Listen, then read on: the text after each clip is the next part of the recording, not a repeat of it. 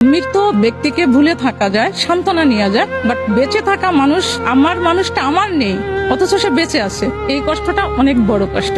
জীবনে কোন মানুষটার কাছ থেকে বেশি কষ্ট পেয়েছে? আমার প্রাক্তন। আমি যখন ক্লাস 9-এ পড়ি তখন আমার স্কুল থেকে এসে দেখি যে আমার বিয়ে। এসএসসি দেওয়ার পরই আমার ছেলে হয়। আমি সিঙ্গেল মাদার, আমার একটা ছেলে আছে।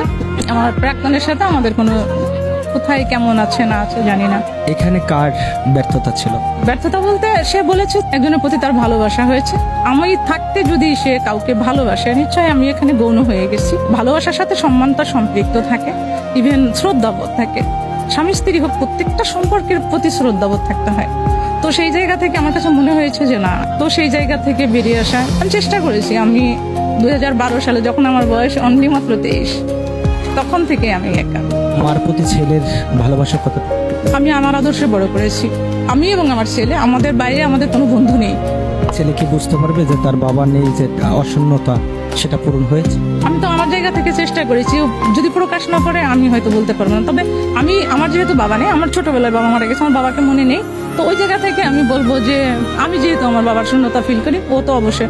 মৃত ব্যক্তিকে ভুলে থাকা যায়, সান্ত্বনা নেওয়া যায়, বাট বেঁচে থাকা মানুষ, আমার মানুষটা আমার নেই, অথচ সে বেঁচে আছে। এই কষ্টটা অনেক বড় কষ্ট। ওর বাবা নেই, ওর বাবা ম্যারিড, আবার বিয়ে করেছেন। সে আমার চেয়ে 20 বছরের বড় ছিল, বাট তারপরেও সে বিয়ে করেছে। আমি তো দীর্ঘ বছর, আমার মাত্র 23 বছর বয়স থেকে আমি একা। সবচেয়ে বড় কথা, সামাজিক দায়বদ্ধতা থাকে। যেহেতু আমি একজন শিক্ষক, সমাজের সন্তান বড় করার জন্য যে পরিবেশ তৈরি হয়, করা উচিত, আমি সেটা করি। আমার ছেলে একটা কথা বলে যে মামুনি, তোমার একটা স্কুল খোলা উচিত, যেখানে সন্তান কিভাবে মানুষ করতে হয় ওই শিক্ষাটা তোমার দেয়া দরকার। একটা সন্তানের ভালো মা হতে হলে কোন গুণগুলো থাকা দরকার? নিজের সব চাওয়া পাওয়া বিসর্জন দিতে হবে, বিবেকবোধ, এই দুই সমন্বয়ে জীবনযাপন করতে হবে। কারণ আমি কর্মফলে বিশ্বাস করি। আমি মনে করি যে আমি যদি এতটুকু পাপ করি, ওটা আমার সন্তানের উপরে এসে পড়বে।